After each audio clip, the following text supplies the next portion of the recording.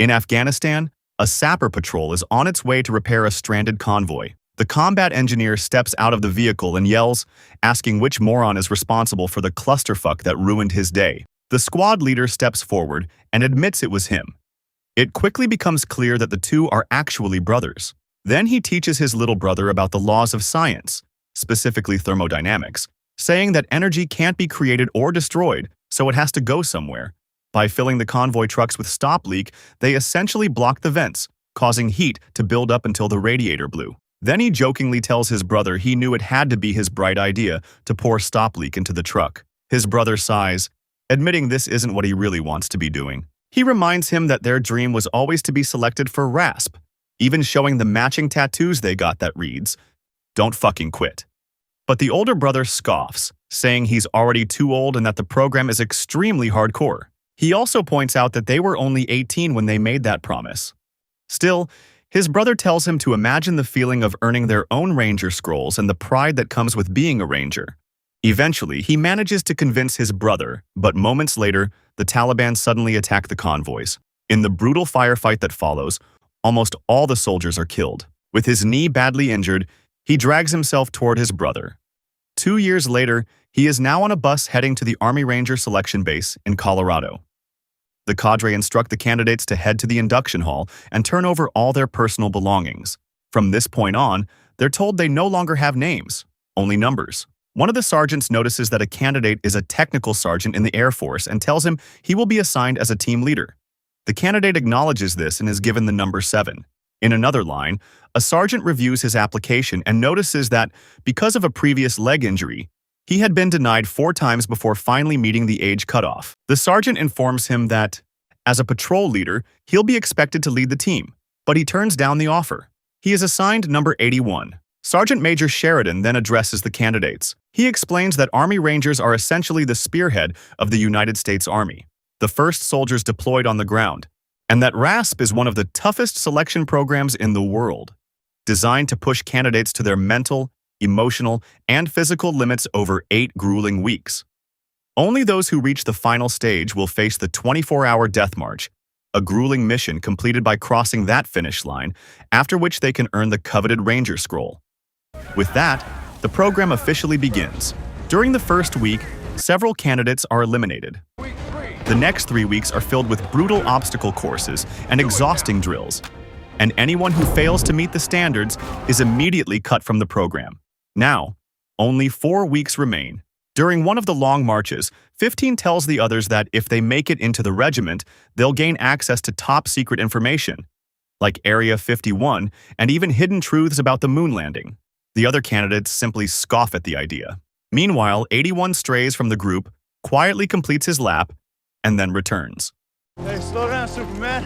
Making the rest of us look bad. Another week passes. During rifle training, a sergeant asks how many candidates have actually deployed in combat. The sergeant mocks him, saying he asked about deployment, not potty training. After questioning a few others and still not getting a satisfying answer, 12 Bravo, the sergeant turns to 81. 10th Mountain Division, Spartans. Everyone turns to look at him. Later, during lunch, 44 tells the group how 81 was repairing a stranded convoy when the Taliban suddenly launched a devastating attack, wiping out entire unit. 60 adds that 81 also received a Silver Star. Meanwhile, on a television nearby, a news reporter announces that NASA has detected an interstellar object originating from outside the solar system. The object is expected to pass near Earth, but officials insist there is no cause for concern. 15 can't believe that 81 received a Silver Star. 44 explains that he was the only survivor who carried his brother nearly 10 miles back to a military base. Curious, 15 directly asks 81 if the story is true. A sergeant immediately notices them talking and reminds them that speaking isn't allowed. As punishment, he assigns everyone extra hill climbs. The next 2 weeks begin with even tougher training. During one exercise, a cadre asks the candidates why they are here. Most of them answer that they want to join an elite unit, but 81 gives a different answer. He simply says he wants to cross the finish line. That night, 7 notices 81 taking his PTSD medication. The next morning, 7 asks if DFQ means don't fucking quit. 81 looks surprised and asks how he knows. 7 shrugs and says he just guessed. By week 6, the candidates go through rope climbing, breaching drills, and rifle training. Many of them fail and are eliminated from the program. One night, 81 is haunted by a nightmare. He wakes up suddenly just as the sergeant storms in and orders everyone to get up, announcing that the final week has begun. During the next challenge, the candidates must walk underwater in the pool while carrying weights. Many of them surface early. As 81 struggles underwater, he begins thinking about his little brother. The memory pushes him forward, but eventually, he loses consciousness and is pulled out by 7. Sheridan tells First Sergeant Torres that he wants to speak with 81, saying the candidate seems to be a liability. In the waiting room, 81 watches the news. A reporter explains that the asteroid discovered a month earlier is now showing signs of structural fragmentation. He is then called in. Sheridan tells 81 that it may be best for him to retire from the program. 81 argues that he hasn't failed any events. Stay down, soldier! Torres explains that they aren't concerned about his physical strength, but are rather worried about what's going on inside his head. Torres says that the training cadre officers informed them that 81 hasn't been sleeping well, and according to peer reviews, he isn't bonding with the other candidates. Torres adds that he avoids every opportunity to be a team leader, saying it isn't the hallmark of a stable candidate. Sheridan speaks up, pointing out that what he went through is a lot for anyone to handle. He explains that most people in his position would have taken time off and attended therapy. Instead, after the incident in Afghanistan, he began applying for this program on the very morning of his discharge. 81 quietly replies that he just wants to cross the finish line. Sheridan then tells him that both he and Torres believe he is a promising candidate. However, he warns that if they remove him from the program now, he will never be allowed to return. So he places a voluntary withdrawal slip in front of him. Sheridan reminds him that he's an engineer, and as such, he should know that even the most powerful machine has its limits, and he has reached his. But 81 refuses.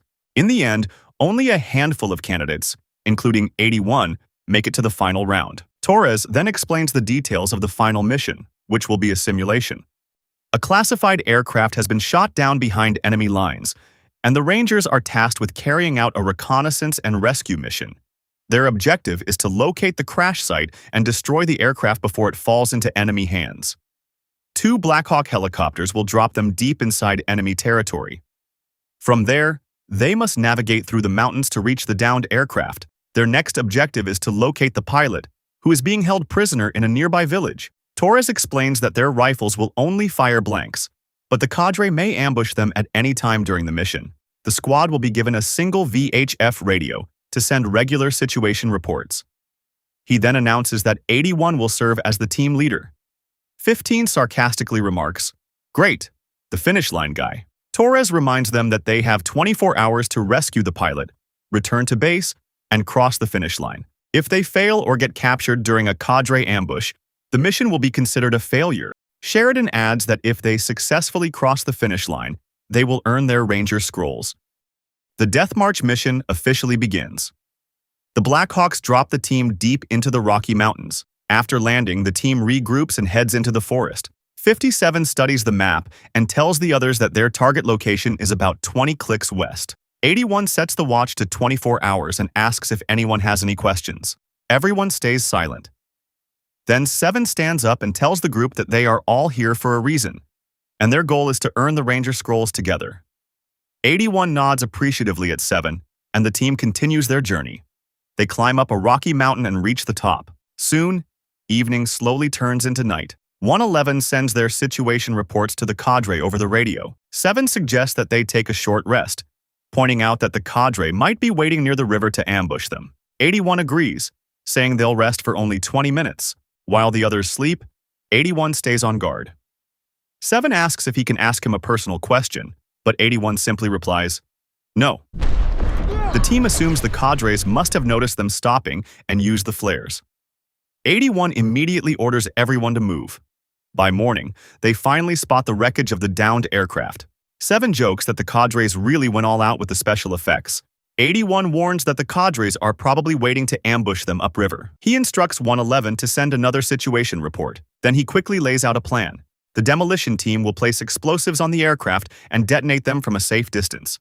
The explosion will likely draw the cadres' attention. So, He assigns 4 soldiers to provide overwatch, places 3 soldiers downstream, and rest of them upstream. Then 57 points out something strange. According to the briefing coordinates, the target position is off by a few hundred meters. He also adds that his compass has started acting strangely. 1011 informs the team that he couldn't get a signal, only a strange sound. Despite that, the team continues with the plan. As everyone moves into position, 81 suddenly notices a brief glint of light in the distance. He quietly signals to 7 that he's going to check it out. He heads deeper into the woods while the demolition team prepares the explosives. Moments later, 81 discovers what appears to be their real target. But by then, it's already too late. The team detonates the explosives. 81 runs back to warn the team. Didn't even leave a dent. Suddenly, a strange machine with glowing red lights rises. It scans their faces with bright beams and then suddenly opens fire, killing several soldiers. 81 immediately orders everyone to run. They sprint through the forest but soon reach a dead end. The machine launches a bomb that explodes nearby, sending the remaining soldiers tumbling down a steep hill, leaving them injured. For a brief moment, 81's mind flashes back to Afghanistan, but he forces himself to focus on the present. He rushes to help 57, who has been impaled on a tree branch. 109 panics, saying the wound looks terrible, but 81 tells him to breathe and focus. During the fall, 7's leg is badly injured. The surviving soldiers are stunned by the mysterious machine that just wiped out half their team. 81 asks them if the demo team survived. They say no. 81 goes to search for the radio. Moving carefully through the smoldering debris, he finds 111 dead and the radio completely destroyed. Just then, 81 sees the machine killing another soldier. Unfortunately, 57 dies from his injuries. 81 soon returns, urgently telling them they have to move because the machine can follow their trail. He informs them that 111 is dead and the radio is destroyed. They tie a rope down the cliff and begin lowering themselves one by one. 6 offers to lower 7, and 81 nods before climbing down first. But just as 7 is being slowly lowered, the machine finds them. It fires again, killing 6, and 7 crashes hard onto the ground below. The machine moves to the edge of the cliff and scans the area. Unfortunately, 7's leg is detected. The machine immediately opens fire, forcing the team to scatter and hide. Moments later, it launches several bombs that explode around them, killing even more soldiers. After hours of walking, the team finally stops to rest. When 81 notices blood on 7's leg, he panics for a moment. 7 assures him. Then he asks 109 for morphine. Unfortunately, the container was damaged during the fall. With no other choice, 81 counts to 3 and snaps the leg back into place. The pain is so intense that 7 passes out. 15 suggests that the machine's weapons look extremely advanced, so maybe it's some secret experiment by DARPA. But 44 shuts him down, saying the Department of Defense would never do something like this to their own soldiers and tells him to stop with his conspiracy theories. 15 fires back, asking why they were sent straight to the machine's location then. 81 reveals that, earlier, he actually spotted the real crash site. An old jet, just like 57 suspected. Their coordinates were way off. A few hundred meters. 81 explains that the machine must be producing a strong magnetic field, which is why their compasses started malfunctioning whenever it's nearby. He then tells the team they need to head toward the village, which is 8 clicks west. 15 argues that there's no RASP, no finish line anymore. But 81 calmly replies that with no comms, no working weapons, and no flares, the closest help they have is the cadres stationed in that village. About an hour later, they reach a river with a powerful current. 81 informs the team that they'll have to use their ropes to create a zip line across the river. He decides to cross first to secure the line on the other side. Before going, he tells 109 to keep an eye on the compass. Then he asks 44 to hand him the rope and give it a little slack, since the current will push him hard. 81 struggles against the rushing water, and for a moment he disappears beneath the surface. Then suddenly, he emerges on the opposite bank. 81 secures the rope, and soon the team successfully sets up the zip line. First, 7 and 15 begin crossing. Halfway across, however, 7 gets stuck in the middle. 15 tries to untangle the line, but in the process he accidentally unbuckles 7's safety strap. Seeing this, 81 quickly starts moving across to help. 44 also rushes to assist. At that exact moment, the machine suddenly appears and opens fire. The soldiers lose their balance and fall into the raging river. The machine steps into the water and continues attacking them. 81's rope gets caught on a rock, so he quickly cuts himself free. Just then, the machine fires again, blasting him several meters away. Through the rushing water, 81 spots 7 and grabs onto him. A moment later, the remaining soldiers are swept over a waterfall. Underwater, 81 holds tightly onto 7. Minutes later, they are pulled out of the water by other soldiers. 44 stares in shock when she sees 60 because they assumed he was dead. 60 explains that when the machine first attacked them, he was knocked into the rapids and carried far downstream. Then he decided to head toward the village, and that's when he spotted the team crossing the river. He also reveals that earlier, he saw the operation plan inside Torres's office. All they had scheduled for us was fireworks and booby traps. Suddenly, a loud screech of the birds echoes in the distance. 81 immediately tells everyone they need to move. They climb through the rough mountains and push deeper into the thick woods. Soon, 81 notices a flare setup, likely placed there by the cadres. But when they finally reach the supposed village, they find it completely burned down. Ammunition and debris are scattered everywhere. 44 notices that the radio tower has been destroyed, which explains why their long-range communications stopped working. 60 angrily shouts that the cadres must have abandoned them, but 44 quietly replies that they didn't leave. How high have we climbed? About 6,500 feet, roughly 8 clicks west, 44 replies. He says the machine must have struck this station first, then moved to the riverbank. That means it came down from that mountain. 60 also points out that they saw news reports about an asteroid earlier and thinks this machine must be connected to it. Suddenly, they hear heavy breathing nearby. They rush over and discover one of the cadres still alive, but only barely. Unfortunately, he dies moments later. 81 orders them to get the ASV on the ground. 15 pushes back, saying they need a moment to grieve, insisting that unlike him, they're human and need time to process things. He points out that not everyone is some silver fucking hero who carried his brother all the way back to base. 81 snaps, explaining he never made it back to base. He passed out 100 yards from the perimeter, and the next thing he knew, he was waking up in a hospital. His brother didn't survive, as he couldn't carry him across the line in time. And they gave me a medal for the worst day of my life. He tells them he knows they're hurting, but right now it's not about them. They have to get 7 back to base and warn everyone about the machine. Determined, the team try to start up the truck, but the engine won't turn over. 81 says that because the truck was in a slanted position, the fuel line might have dried out. 15 immediately says they just need to reprime the lines. When 81 looks at him in surprise, 15 explains that he used to be a wheel mechanic. A moment later, the engine roars to life. They manage to free the truck that was wedged between the rocks. Nice work, Superman. Making the rest of us look bad. Holy shit. 81 made a joke. Suddenly, the machine appears, launching bombs toward them. 60 informs 81 that the truck has no ammo loaded. 15 volunteers to go back and get it, despite 81 ordering him not to. 15 grabs the ammo and runs back, just as a shot hits him. 44 floors the truck, pushing the vehicle as hard as it will go. They load the ammunition and open fire on the machine, but no matter how many shots they land, it doesn't seem to take any damage. The truck quickly becomes heavily damaged. Then the machine suddenly stops advancing toward them, and instead launches a barrage of bombs. 44 struggles to control the vehicle as explosions detonate all around them. Then she steers the truck through the dense forest. For a brief moment, everyone breathes a sigh of relief when they can't see the machine anymore. But the relief doesn't last. The machine was waiting for them at the top of the mountain. It suddenly launches itself down the slope and begins attacking them again. 81 tells 109 to aim for the gap between the machine's plates. 109 tries to get a clear shot, but in the process he loses his arm. The machine proves to be far too powerful. During the chaos, 81 also loses 7. Desperate, he grabs a gun and fires at the rocks, triggering a small rock slide that crashes onto the machine. He shouts for 44 to stop the truck, but when he looks over, he realizes she's already dead. Moments later, the truck crashes and explodes. Don't fucking quit. Sometime later, 81 regains consciousness and slowly makes his way across the rough terrain, passing the bodies of his fallen teammates. When he reaches the rocks, he notices the machine is missing its other half, and then he spots that half in the distance, communicating with something in outer space.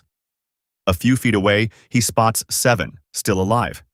The machine begins moving toward them, so 81 drags 7 to a safer spot.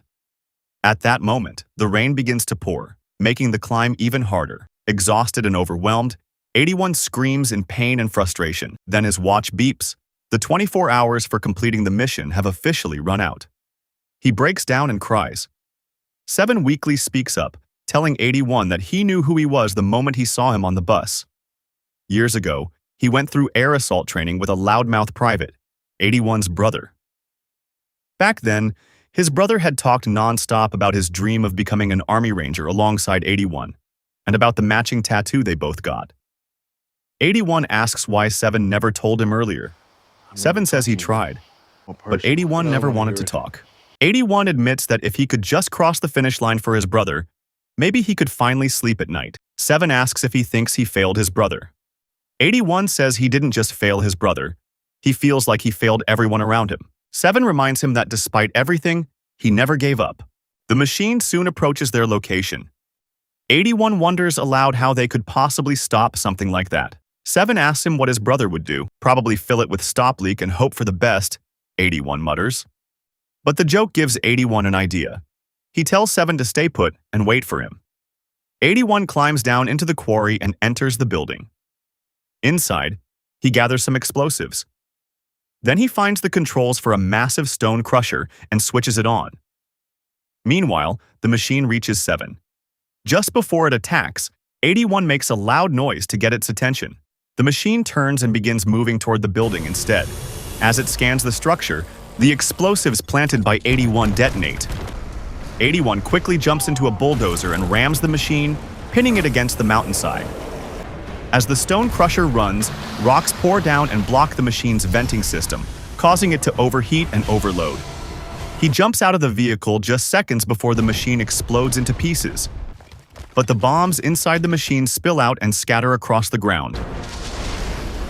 The next morning, 81 carries 7 all the way back to base and finally crosses the finish line. Sheridan and Torres watch in stunned silence. 81 spots the destroyed pieces of the machine being carried away by the copter. Sheridan steps out and asks if he's the only candidate remaining. 81 solemnly nods. Sheridan then apologizes for not reaching them sooner.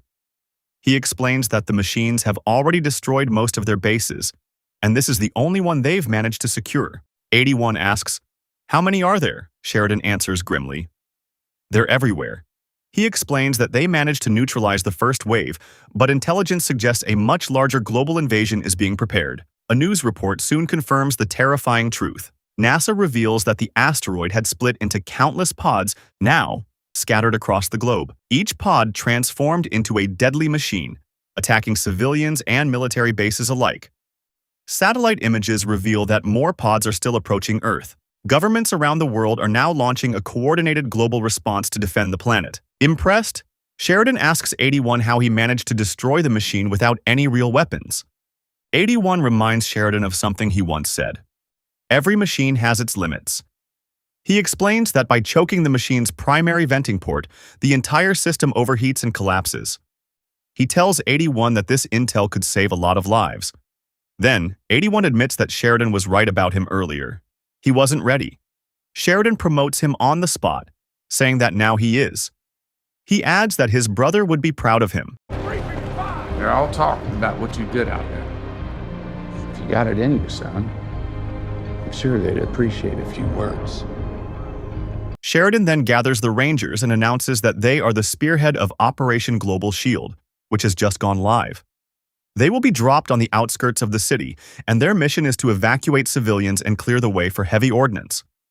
Sheridan looks at 81, and he steps forward to address the Rangers. He tells them that no matter how hurt they are, and no matter how tired they feel, they must never give up. Moments later, the Rangers board the Black Hawk helicopters. Midway through the flight, the team leader begins calling out the Rangers' names. But when he gets to 81, he realizes he doesn't actually know his name.